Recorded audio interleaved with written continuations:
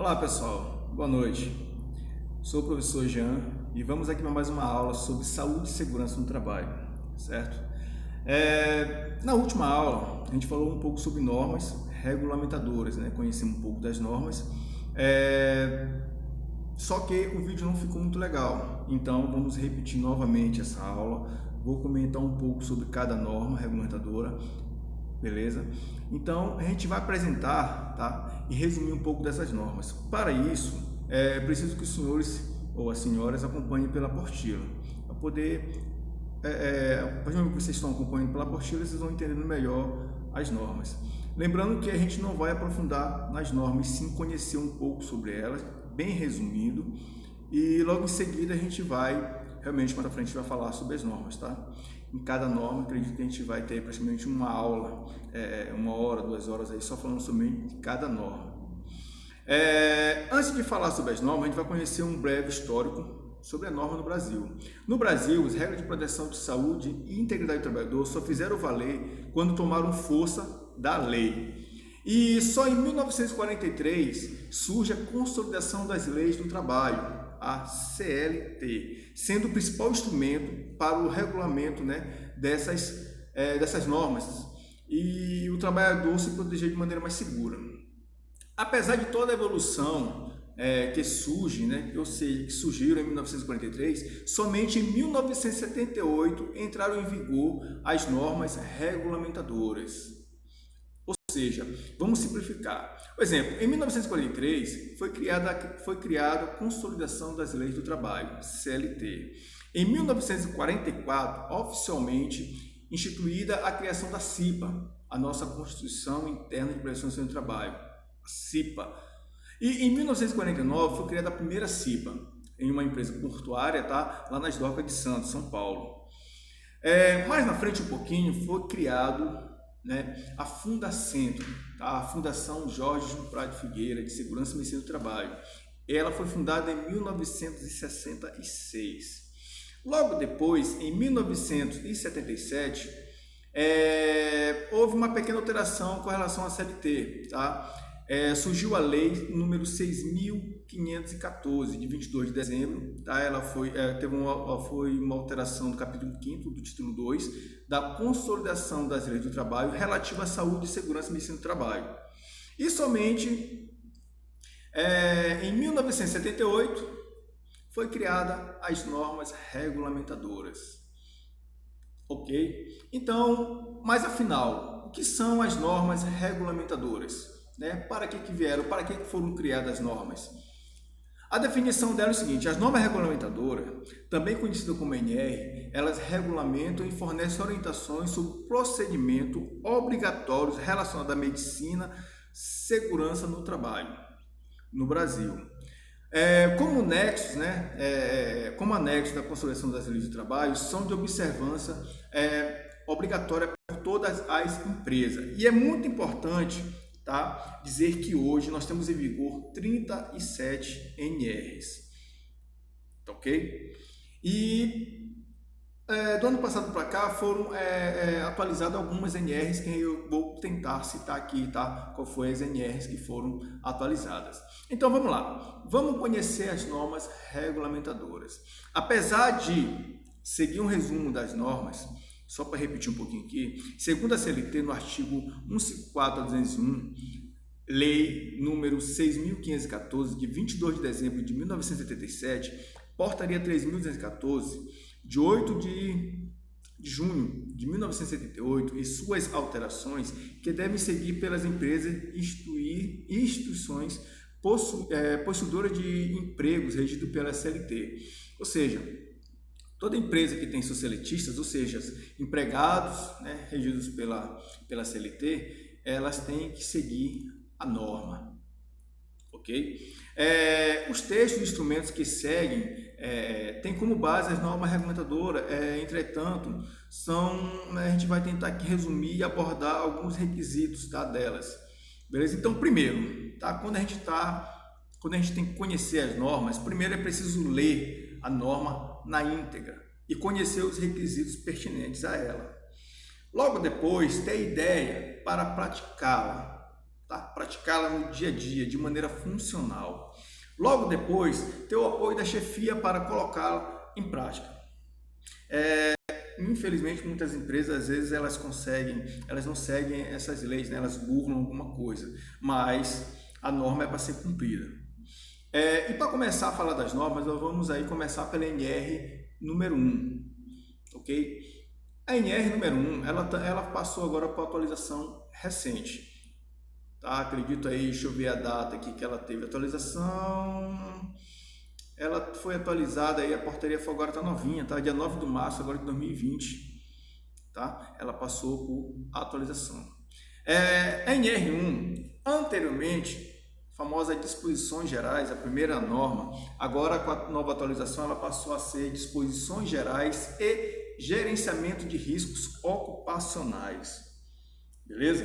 Ela prevê o campo de aplicação das normas regulamentadoras de segurança e medicina do trabalho, os direitos e os deveres do Estado e dos empregados e dos trabalhadores.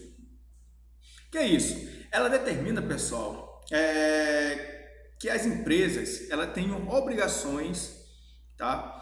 Principalmente, por exemplo, para não aprofundar muito nela, só um exemplo, ordem de serviço. Toda empresa ela tem que ter uma ordem de serviço, ou seja, o funcionário tem que ter uma ordem de serviço para começar suas atividades.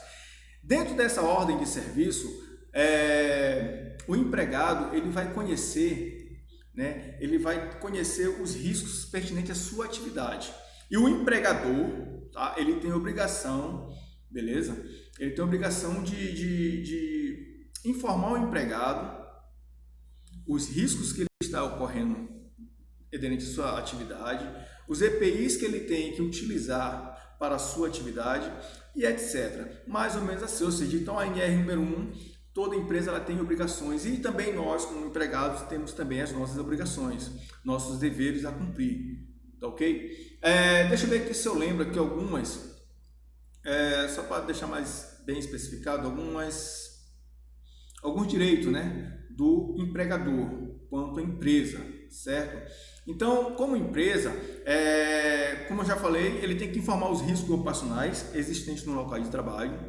Ele também tem que prever as medidas de proteção para cada trabalhador e eliminar os riscos da área. Ele também tem que colocar o empregado para fazer os exames médicos, os exames complementares do seu diagnóstico, né, e qual o trabalhador vai ser submetido, e também os resultados das avaliações dos ambientes do local de trabalho, ou seja, as medições, né, que o empregador faz para saber se o ambiente está seguro ou não para o trabalhador realizar suas atividades sem que ele corra riscos, beleza? E muito mais coisas. E nós, enquanto trabalhador, a gente tem que cumprir as disposições legais e regulamentadoras de saúde e segurança do trabalho, inclusive o que está descrito lá na ordem de serviços expedida pelo empregador. Submeter, claro, aos exames médicos de acordo com a NR, que diz lá, né, no nosso PCMSO, que a gente também vai ver mais na frente. Colaborar com a organização da empresa, aplicada na NR, na norma, que diz a norma, e usar os equipamentos de proteção individual. É claro, o empregador ele vai disponibilizar, vai pagar o EPI para o empregado ele tem que ter a obrigação de utilizar. Beleza? Mais ou menos, resumidamente, é isso que contém lá na NR número 1, disposições gerais. Só para relembrar, e vocês, por favor, pesquisem, tá? Logo depois, essa nova atualização da NR número 1 aí, o nome dela, a nomenclatura dela, e eu acredito até que seria interessante vocês fazerem uma atividade, né, relacionada a essas novas NR que foram atualizadas, só para começar. Ok? Eu acho que mais pra frente vamos tentar falar um pouco mais sobre ela, eu vou passar uma atividade relacionada a isso. Só para relembrar de novo, então, NR número 1, disposições gerais e gerenciamento de riscos ocupacionais. Bem, logo em seguida vem NR número 2, que ela fala sobre inspeção prévia. Eu não vou aprofundar nela porque a inspeção prévia está sendo revogada, tá? Ela está passando por atualização e no momento ela praticamente está ali neutra, né? Está, tipo assim, cancelada, então a gente não vai comentar sobre ela. Mas a NR número 2, ela fala sobre inspeção prévia. Logo depois da inspeção prévia, nós temos aí a NR número 3, que ela falava sobre embargo e interdição. Vamos acompanhar aí, por favor. Então, o que diz aí?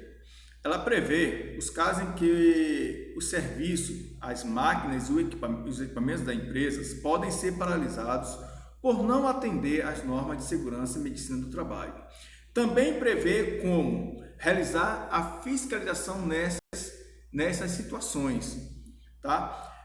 De acordo com a Delegacia Regional do Trabalho, a DRT, ela poderá interditar ou embargar o estabelecimento e máquinas do setor de serviço se os mesmos demonstrarem risco grave e iminente para o trabalhador ou os trabalhadores.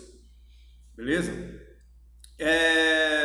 Então ela fala mais ou menos sobre isso, tá? Sobre questão de embargo, interdição, com relação ao serviço, às máquinas e equipamentos da área de trabalho. Só para a gente poder resumir mais um pouquinho essa norma, o que é um embargo? O que é uma interdição? É importante observar que nessa norma, ou seja, o embargo é um termo utilizado para paralisar total ou parcial as obras, tá? E interdição é um termo utilizado para paralisar total ou parcial o estabelecimento, máquina ou equipamento.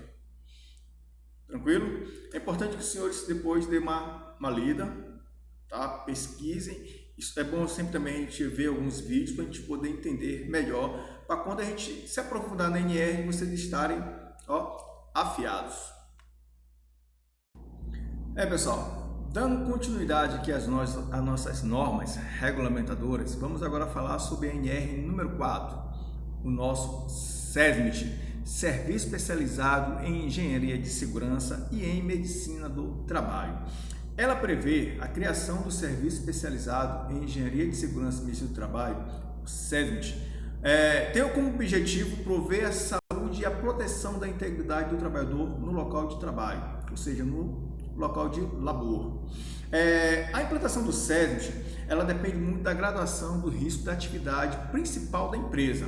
Para isso, nós temos a Classificação Nacional da Atividade Econômica, tem lá o CNAE, tá? E do número total de empregados do estabelecimento, de acordo lá com o nosso quadro, né? Dentro lá da NR a gente tem um quadro de dimensionamento onde a gente vai dimensionar o nosso SESMIT, beleza? E para isso, tá? A gente deverá compor o nosso SESMIT de quê? Do engenheiro de segurança do trabalho, do médico do trabalho, enfermeiro do trabalho, auxiliar de enfermagem do trabalho, técnico de segurança do trabalho, ou seja, todos os empregados da empresa.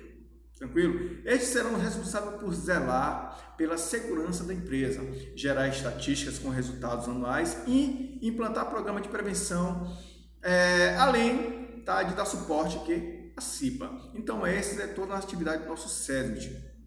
É importante observar nessa norma, os quadros de dimensionamento do SESMIT estão dispostos na própria norma, tá? E lá ela tem a norma e a gente vai de acordo lá com o grau de risco da empresa, né? Gerado lá pelo seu CNAE. Tranquilo, pessoal? Então é muito importante a gente ler e entender a norma. Tranquilo? Vamos aqui partir agora para a NR de número 5, onde fala da nossa CIPA, Comissão Interna de Prevenção de Acidente. A CIPA ela prevê uma criação de uma comissão constituída por empregados, cuja finalidade é auxiliar no controle da segurança e medicina do trabalho. Suas principais funções são trabalhar na prevenção de infortúnios laborais, apresentar sugestões ao empregador na busca da melhoria das condições de trabalho, visando extinguir ou diminuir as possíveis causas de acidente e das doenças ocupacionais. Tá? Só relembrando aí que a CIPA era constituída, né, pelos representantes dos empregados e os indicados pelo empregador. Tá ok? E é claro, o SESMIT ele vai dar todo o suporte à CIPA. Então, todas as empresas privadas e públicas, sociedade econômica, mista e instituições beneficentes, elas têm, que possuem empregados, seletistas, ou seja, regidos pela CLT, dependendo do seu grau de risco da empresa, do número Vamos lá. A partir do número mínimo de 20 empregados, são obrigados a manter a CIPA em funcionamento. Esse dimensionamento depende também da sua classificação nacional de atividade econômica, o CNAE, tá? Que lá na CIPA também tem quadro de dimensionamento, a gente vai dimensionar a CIPA de acordo com o número de empregados da empresa. Tranquilo? Então, dando continuidade aqui, vamos continuar agora falando sobre a NR de número 6. Ela fala sobre EPI, Equipamento de Proteção Individual. Aqui na apostila ela prevê os tipos de equipamento de proteção individual que a empresa deve fornecer a seus empregados para resguardar a saúde e a integridade física destes, de acordo com as condições exigidas pelo local de trabalho. Ou seja, a empresa ela é obrigada a fornecer aos seus empregados equipamento de proteção individual destinado a proteger a sua saúde e a integridade física do trabalhador. Todo equipamento ele tem que ter o seu CA, tá? Que é o Certificado de Aprovação do Ministério do Trabalho e Emprego. E a empresa, né, que importa os EPIs, também deverá ser registrada junto ao Departamento de Segurança e Saúde do Trabalho, existindo para este fim todo o processo administrativo. Tranquilo? Então, é importante observar, pessoal, que nessa norma, os EPIs são equipamentos de proteção individual adicionais que não eliminam o risco, tá? Ou seja, o EPI ele apenas ameniza. De sempre preferência, ou seja, dê sempre preferência aos EPIs de proteção coletivo, tá? Que agem diretamente no ambiente. E confira se o EPI que utiliza possui o CA, também validado, é claro, pelo site do Ministério do Trabalho e Emprego. Tranquilo? Vamos lá. Dando continuidade aqui, vamos falar um pouco agora sobre a NR de número 7. Essa NR ela também passou agora por atualização recente. Tranquilo? Ela teve essa atualização no dia 9 de março de 2020. Ela passou por atualização, mas ela não mudou a sua nomenclatura. Continua ainda PCMSO, Programa de Controle Médico de Saúde Ocupacional. Ela prevê a criação e a implantação do Programa do Controle Médico de Saúde Ocupacional, o PCMSO, objetivando a promoção e a prevenção da saúde coletiva dos trabalhadores. Essa NR número 7, é uma norma que ela gera os itens e obrigações que tem a fim para prevenir e controlar as doenças ocupacionais, e uma das principais medidas é realizar os exames periódicos pertinentes à atividade executada, tá? Para poder prevenir as possíveis doenças. Tais exames vão gerar um atestado de saúde ocupacional, que é o famoso ASO, que certifica, né, que o trabalhador está apto para exercer a sua função. Tranquilo? Então, dentro do PCMSO, além do exame admissional e o exame periódico, nós temos o exame de mudança de função, temos o exame de retorno ao trabalho, tá? E etc. Tranquilo? Passando um pouco da norma aqui, vamos falar um pouco agora sobre a NR de número 8, edificações. Ela prevê os requisitos técnicos mínimos a serem observados nas edificações, visando garantir a segurança e conforto aos trabalhadores que nelas operam. Então, essa norma, ela define um parâmetro observando a proteção, o exemplo, proteção contra a chuva, insolação excessiva, né, ou a falta de insolação. E deve-se observar que a legislação pertinente nos níveis federais, estaduais e municipais, pois essa norma ela apresenta de maneira bem genérica. Mas à frente nós vamos aprofundar melhor nessa NR número 8.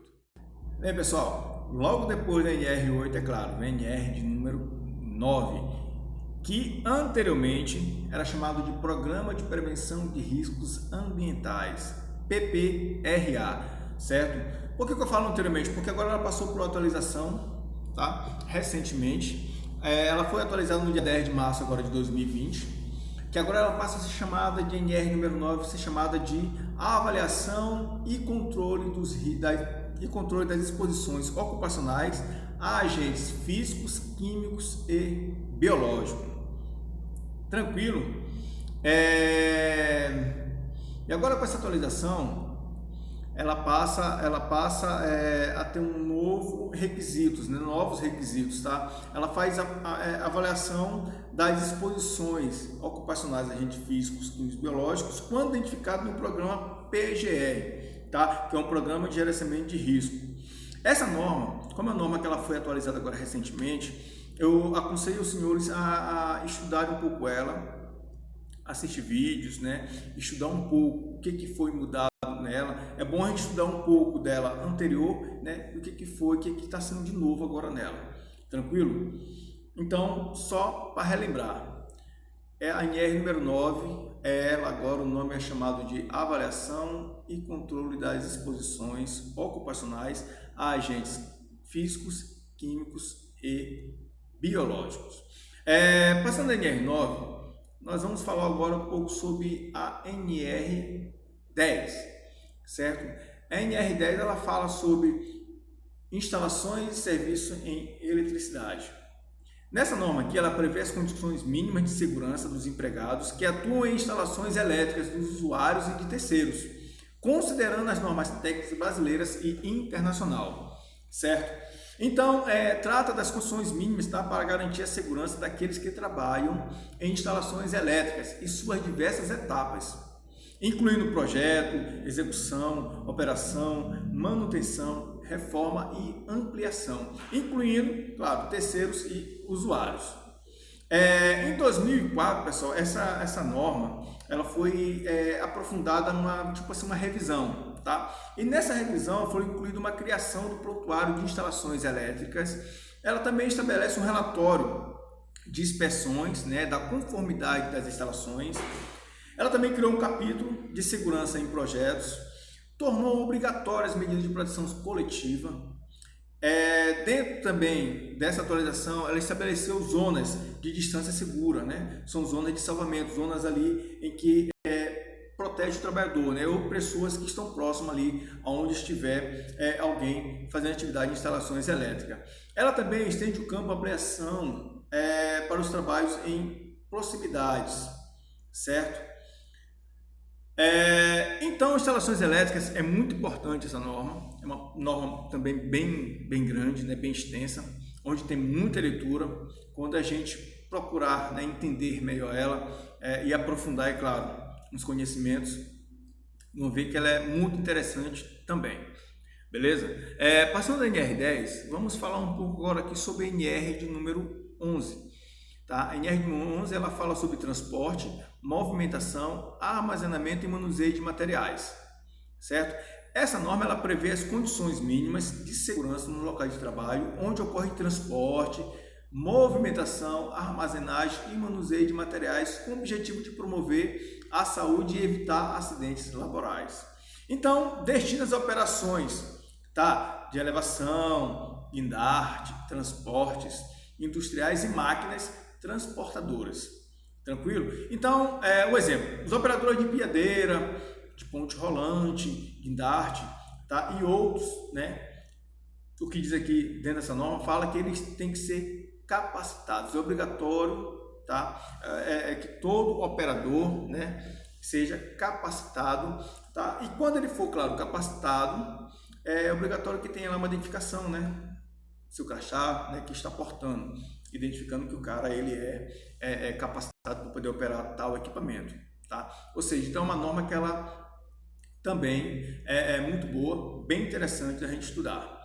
Logo depois dela, nós temos aí a NR de número 12, que ela prevê as medidas de segurança e medicina do trabalho nos ambientes ligados à instalação, operação e à manutenção de máquinas e de equipamentos, visando prevenir acidente do trabalho. Tranquilo?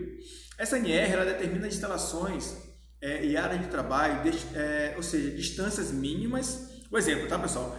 Ela estabelece distâncias mínimas entre as máquinas e equipamentos, os dispositivos de acionamento, de partida, de parada das máquinas e equipamentos. Para quê? Caso haja alguma eventualidade, para evitar acidentes, tá? E etc. Ou seja, também é uma norma muito boa. Se eu não estou enganado, essa NR ela também passou por atualização eu não estou aqui relembrando direito qual foi a data dela, mas também passou por atualização recente. É bom, mais na frente a gente vai estudar, vai trazer ela bem atualizada para que vocês entendam melhor, tá? Essa NR de número 12. Passando um pouco a NR número 12, nós temos aí a NR de número 13, caldeiras e vaso de pressão. Ela prevê medidas técnicas e legais relativas à instalação, operação e à manutenção das caldeiras e vasos de pressão, de modo a prevenir ocorrências de infortúnios no ambiente laboral. Então, essa norma ela permite a adaptação das condições de trabalho, tá? E as suas características psicológicas, né? Máquinas, ambiente, a questão de comunicação em elementos de sistema, informações do processo, tá? Organizações e, claro, as consequências do trabalho. E só um exemplo, ela observa que o exemplo, a LER, né? Que é a lesão por dispositivo, hoje denominada como DORT. Quando a gente fala em DORT, a doença é osteomuscular relacionada ao trabalho. Consiste principalmente a um grupo de problemas de saúde, reconhecido pela relação laboral.